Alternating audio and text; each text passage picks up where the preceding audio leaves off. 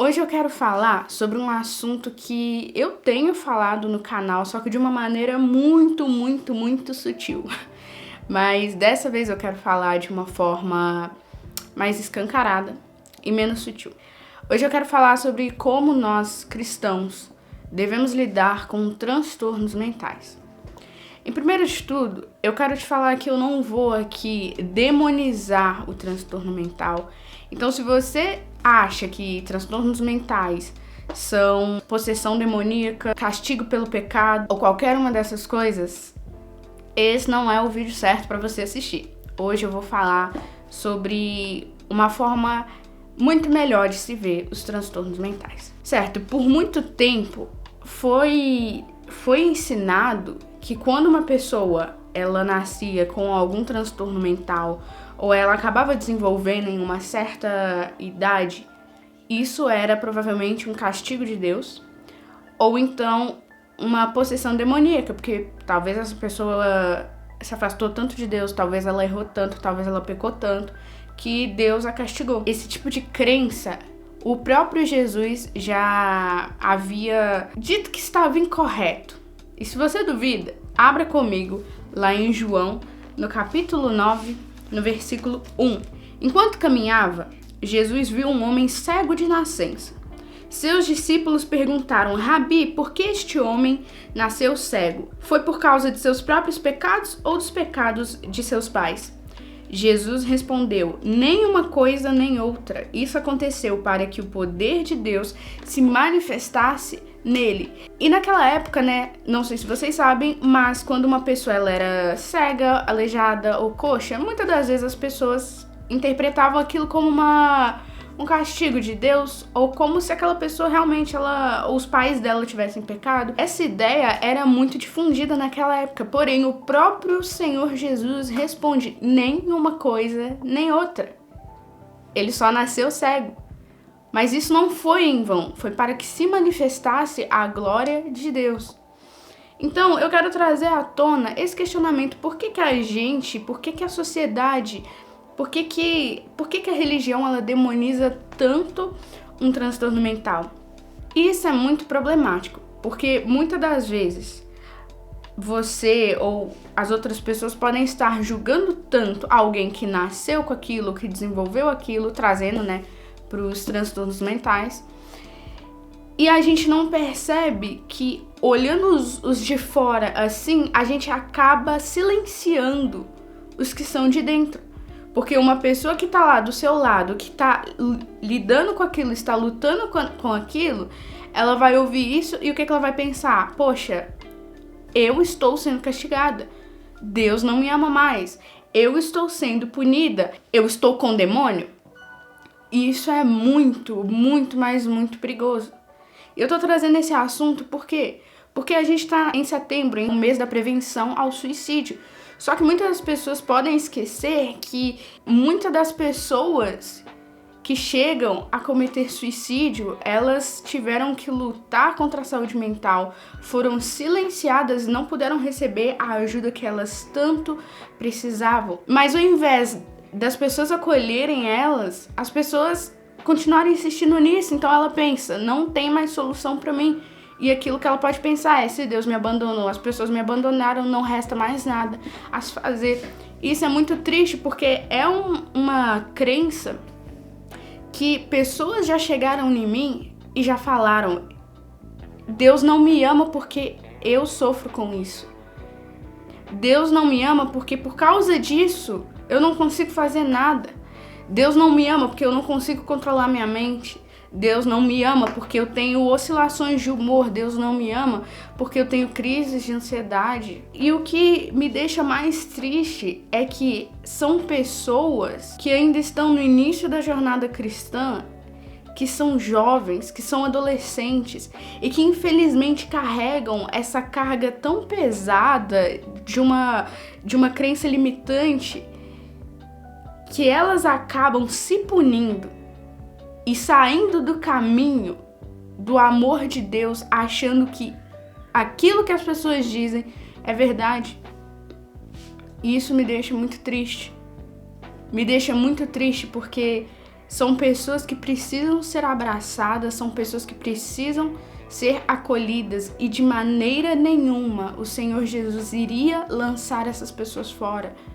Então, será que a gente está fazendo um bom papel? Tenho absoluta certeza que aquilo que o Senhor Jesus quer é que, mais do que apenas colocar uma blusa amarela e entregar folhetinhos de prevenção ao suicídio, o Senhor quer que nós tenhamos ouvidos prontos para ouvir e que estejamos prontos para abraçar essas pessoas, ajudar essas pessoas. Muitas pessoas julgam, mas eu já vi o próprio Senhor cuidando de uma pessoa num estado tão sombrio na vida dela e sendo aquela luz de esperança que essa pessoa precisava. Nós temos uma missão, que é ir e pregar o evangelho a toda criatura, não afastar elas, não condenar elas, muito pelo contrário, abraçar e acolher. Eu acho muito bonito quando eu vejo igrejas e instituições que estão fazendo um bom trabalho, que não só vestem a cor amarela, ou vestem a cor azul, ou vestem a cor laranja, independente do mês, mas que realmente fazem uma mudança verdadeira. Isso me alegra, isso me deixa feliz. E se você é o cristão que está do outro lado, você é o cristão que está lidando, o cristão que está sofrendo com algum transtorno mental, talvez você esteja no processo de diagnóstico, talvez você foi recém-diagnosticado, ou talvez você tenha carregado esse diagnóstico por muito, muito tempo, e agora você não sabe nem como que você se encara no espelho e como que Deus te encara lá de cima e como que Deus poderia te amar. Eu tenho uma mensagem para você também, e ela tem, obviamente, base bíblica. Eu quero que você abra a sua Bíblia em 2 Samuel, no capítulo 9, no versículo 3, que diz assim: Então o rei lhe perguntou: resta alguém da família de Saul? Se resta, gostaria de mostrar a bondade de Deus para com ele. Um dos filhos de Jonatas ainda está vivo, respondeu Ziba. Ele é aleijado dos 2 pés. Onde ele está? Perguntou o rei. Ziba respondeu: em Lodebar, na casa de Maquir, filho de Amiel. Então Davi mandou buscá-lo na casa de Maquir. Seu nome era Mefibosete, filho de Jonatas, filho de Saul. Quando compareceu diante de Davi, curvou-se com o rosto no chão. Davi disse: Saudações, Mefibosete. Mefibosete respondeu: Aqui está seu servo, meu senhor. Não tenha medo, disse Davi. Quero mostrar bondade a você por causa de Jonatas, seu pai. Vou lhe dar todas as terras que pertenciam a seu avô Saul, e você comerá sempre aqui comigo à mesa do rei. Mefibosete se prostrou e disse: Quem é seu servo para que o Senhor mostre bondade a alguém como eu, que não vale mais que um cão morto? Então o rei mandou chamar Ziba, servo de Saul, e disse: Dei ao neto de seu senhor tudo que pertencia a Saul e sua família. O texto que nós acabamos de ler mostra como que Davi ajudou, amou e cuidou e fez justiça para alguém que também foi desprezado pela sociedade. E Davi aqui representa Deus, e Mefibosete somos nós. A gente acha que a gente não merece, mas Deus nos ama e Ele é justo para conosco.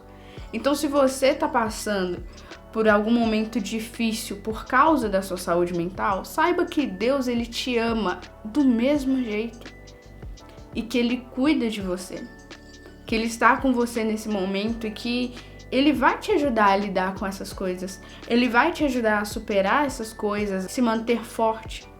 Muitas das vezes a gente questiona muito a Deus, de Deus, por que a gente é assim? Por que isso aconteceu? Por que o Senhor me fez assim? Só que você não pode mudar nada disso, mas você pode confiar no amor de Deus. Mesmo que a sociedade te despreze, mesmo que sua comunidade te despreze, mesmo que sua família te despreze, Deus não vai te desprezar. Deus, ele não vai ter raiva de você porque você está com dificuldades. Deus não vai ter raiva de você porque você tem ataques de pânico ou porque você tem alucinações. Ele não tem raiva de você, ele te ama e ele está disposto a cuidar de você. E você também não precisa ter medo, porque isso não é uma possessão demoníaca. A gente tem que entender que nós, como seres humanos, assim como estamos sujeitos a se machucar, a ter lesões, a passar por várias coisas no físico, é claro que também poderemos ter alguma coisa na nossa mente, poderemos ter alguma alteração química, porque transtorno mental é isso, alterações químicas, é um desenvolvimento diferente. Mas Deus está contigo e Ele te ama do mesmo jeito, da mesma forma. E agora eu separei aqui algumas dicas, caso você esteja lidando com alguém que está lutando, que está lidando com os transtornos mentais, com algum diagnóstico. E se você quer ajudar essa pessoa, se você é parente dessa pessoa, amigo dessa pessoa, eu separei algumas dicas que eu acho que vão ser úteis. Como ajudar alguém que está lidando, que está passando por um momento difícil por conta de um transtorno mental. Ponto número 1. Tenha compaixão, não julgue e não critique. Às vezes a gente tem mania de achar que a gente entende tudo que a outra pessoa tá passando. E às vezes você pode ver uma crise por fora e você pensa, tipo, ah não, é só você... não é nada, é só você não se preocupar. Só que isso é tão errado, isso não ajuda em nada. Saiba que o mundo já critica demais, as pessoas já julgam demais. E se você acha que você entende o que está acontecendo por fora, aquilo que está sendo expresso do lado de fora é só consequência de todo o turbilhão que está acontecendo por dentro. Então acolha essa pessoa, esteja lá não para criticar, e às vezes você nem vai saber o que falar, mas só a sua presença recheada de compaixão ajuda demais. Ajuda demais. Ponto número 2, esteja pronto para ouvi-la. Às vezes tudo que a pessoa precisa naquele momento não é que alguém venha falar, faça isso, faça aquilo, ou tipo, venha julgar, obviamente. Às vezes tudo que ela precisa é de alguém que esteja disposto a ouvir aquilo que ela tá passando. Talvez tudo que ela precisa é desabafar um pouco. Então esteja disposto a ouvi-la. Terceiro ponto, seja paciente. Se você acha que a pessoa não tá atingindo as suas expectativas, primeiro, saiba que o mundo não gira ao seu redor e saiba que o mundo também não gira ao redor dela. Mas se você decidiu ficar do lado dela, então seja paciente. Não cobre essa pessoa demais. Não julgue. Acho que eu vou repetir aqui um monte de vezes para você não julgar e não criticar, porque é isso que tem um peso horrível também. Mas seja paciente porque a jornada dela é diferente da sua. Então saiba respeitar o tempo dela, saiba respeitar os limites dela e seja paciente porque muitas das coisas que você consegue fazer, talvez ela não vai conseguir fazer porque ela vai achar alguma dificuldade nisso. Talvez lugares cheios de pessoas e muito barulhento, com muitas luzes, pode causar um shutdown, um meltdown nessa pessoa. Ou caso ela lide com, por exemplo, esquizofrenia, isso pode ser um gatilho muito fácil para que essa pessoa comece a ouvir vozes. Então, seja paciente, porque você não quer piorar a situação do seu amigo, a situação do seu parente. Ponto número 4.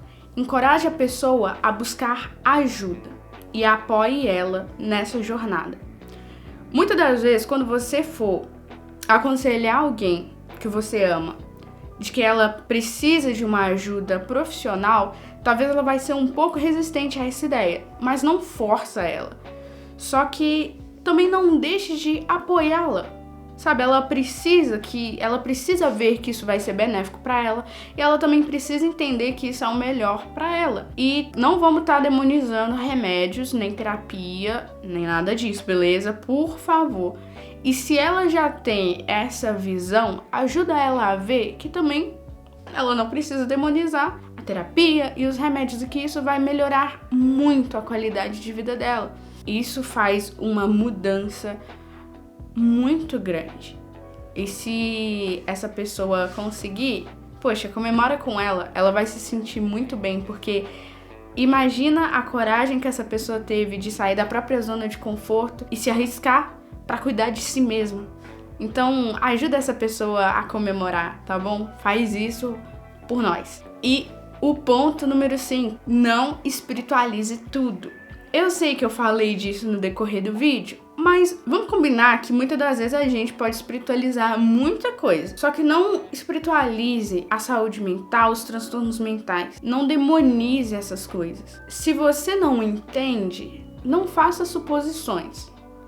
Ainda mais porque você não entende. Então, ponto. Então, demonizar alguma coisa também, especialmente não só a gente próprio ficar pensando nessas coisas, mas a gente comentar isso com a pessoa que já tá lidando com os transtornos, que já tá lidando com todo esse caos na mente dela, é muito perigoso. Por que eu falo isso? Você não pode chegar perto de uma pessoa que lida com delírios. E imagina, você chega perto de uma pessoa que está com delírio e você solta não, isso é demônio, não sei o quê. Que favor que você tá fazendo pra ela? Eu ficaria em pânico se eu estivesse delirando e alguém colocasse na minha cabeça que isso é demônio. Eu ia achar que eu estava endemoniada. Eu iria achar que eu estava ficando assim, endemoniada. E aí eu ia passar por todos aqueles ciclos de Deus não me ama, fui deserdada dos céus. E é isso. Então, não faça, só não fique espiritualizando tudo. Mas, obviamente, ore por essa pessoa, poxa. A gente tá aqui num ambiente cristão. Não deixe de orar pela pessoa e orar por você e ajudar essa pessoa a entender a verdade sem ficar demonizando. Tipo assim, não tem problema, né? Vamos supor que essa pessoa é cristã, não tem problema vocês fazerem um devocional juntas. Isso seria muito bom. Olha aí, o tempo de qualidade. Mas não faça ela acreditar em algo que é só um achismo seu. Transtorno mental não é demônio. E o que eu faço se eu que tô lidando com transtornos mentais? Eu separei algumas dicas também. Porque eu sei como é difícil a gente ter essas dicas, talvez na comunidade cristã. Estou dizendo de pessoas que demonizam os transtornos mentais. Não estou falando de comunidades cristãs que fazem um ótimo trabalho. E, nossa, que Deus abençoe vocês, que Deus abençoe aqueles que não fazem também, para que, né, eles melhorem. Mas eu separei algumas dicas, eu espero muito que sejam úteis para vocês. O ponto número 1 é: não demonize o seu caso. Deus, ele não te condena por aquilo que você tá passando. E, de fato, ele tá com você, te ajudando a passar por todas essas coisas. Sabe, Deus, ele não tá conosco só quando a gente tá bem, ou só quando a gente tá, assim, não tendo ataques de pânico. Não, ele está conosco o tempo todo e ele não tá te condenando, tá bom? Sentir é humano e ele sabe muito bem disso, porque o próprio Jesus se fez homem e habitou entre nós, ele sentiu alegria e tristeza. Não demonize. E saiba que Deus, ele também não tá demonizando a situação e que ele tá pronto pra te ajudar. Então, também não se afaste dele porque você acha que você não merece ter esse contato. Você é filho, você é filha dele, independente de como você tá aqui, tá bom? Você pode ter sido diagnosticado com o que é considerado o transtorno mais grave, mas nada é difícil demais pra ele, e nenhuma crise assusta ele. E, tipo, nada é realmente difícil pra ele. Então, ele tá aí, sendo seu melhor amigo. Ponto número 2. Tenha compaixão com você mesmo. Tudo acontece por uma razão, mesmo que a gente não vai entender esse motivo. E a gente não vai conseguir simplesmente pegar o transtorno e jogar numa lixeira. Então, você não precisa se martelar, se culpar, se martirizar, se bater e etc. Porque você é assim. Se Deus não te condena, se Deus te aceita, então por que você é aquela que vai se condenar tanto? Se acolha e tenha compaixão de si mesmo. Eu sei que isso pode parecer um pouco clichê, com aquela coisa de tipo, ame a si mesmo, mas é que muitas das vezes, e você que lida com ansiedade, com toque, com TDAH, com esquizofrenia, com bipolaridade e etc, etc, etc, eu sei que você sabe como que é, às vezes, se deparar com uma dificuldade tão grande e aí quando você vê, você meio que é o culpado disso porque é um sintoma que você tem, é algo que você tem que lidar e você começa a se martelar e se culpar e etc. Então, não faça isso, sabe? Você merece uma vida feliz, uma vida abundante e você tem Jesus do seu lado, você vai conseguir. Ponto número 4. Busque ajuda. Buscar terapia, buscar um psiquiatra e começar a se medicar não é falta de fé. Não é mesmo. Você só tá se cuidando.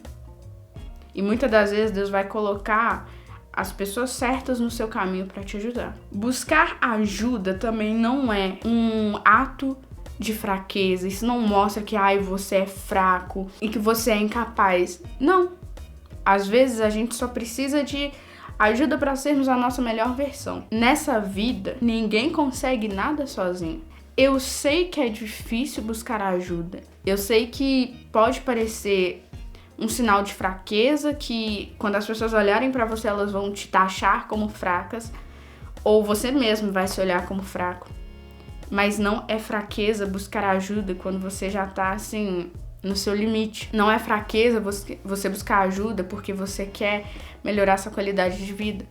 Não é fraqueza buscar ajuda quando você tá lidando com um caos na sua cabeça. Não é fraqueza e nunca vai ser. Na verdade, eu encaro isso como um ato de coragem.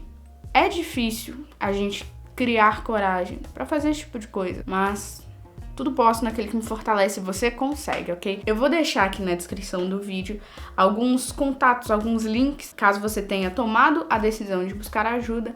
Vou deixar alguns contatos aqui e eu espero que isso seja benéfico para você. E o ponto número 4, se eu não estiver errada a conta, use técnicas e tenha uma caixa de ferramentas com essas técnicas para que você possa usar no seu dia a dia. Então vamos lá, como que eu te aconselharia a fazer isso? Vamos supor que, por exemplo, você seja uma pessoa que tem ataques de pânico, que tem crise de ansiedade. Pega um caderninho e anota os seus gatilhos, anota aquilo que te ajuda a melhorar e vai anotando. Se você é uma pessoa autista e você sabe que você tem shutdowns ou meltdowns em algumas circunstâncias ou situações, anota os lugares que você tem mais shutdowns, tem mais meltdowns, anota aquilo que te ajuda a regular, anota aquilo que te ajuda a descansar, te ajuda a recarregar e, obviamente, aquilo que pode te ajudar a evitar um shutdown ou meltdown. Em alguns casos, algumas pessoas podem conseguir estar em locais cheios, né? Mas o barulho vai ser muito ruim. Então anota, olha, usar um abafador vai me ajudar. Então, esse tipo de coisa. Vamos supor que você é uma pessoa que está lidando com a esquizofrenia. Então, você pode, por exemplo, anotar os lugares que pode te desencadear paranoia, as vozes, alguma alucinação visual. Em alguns momentos, algumas situações podem fazer isso vir com uma frequência, uma intensidade que, assim, são bem chatas de lidar.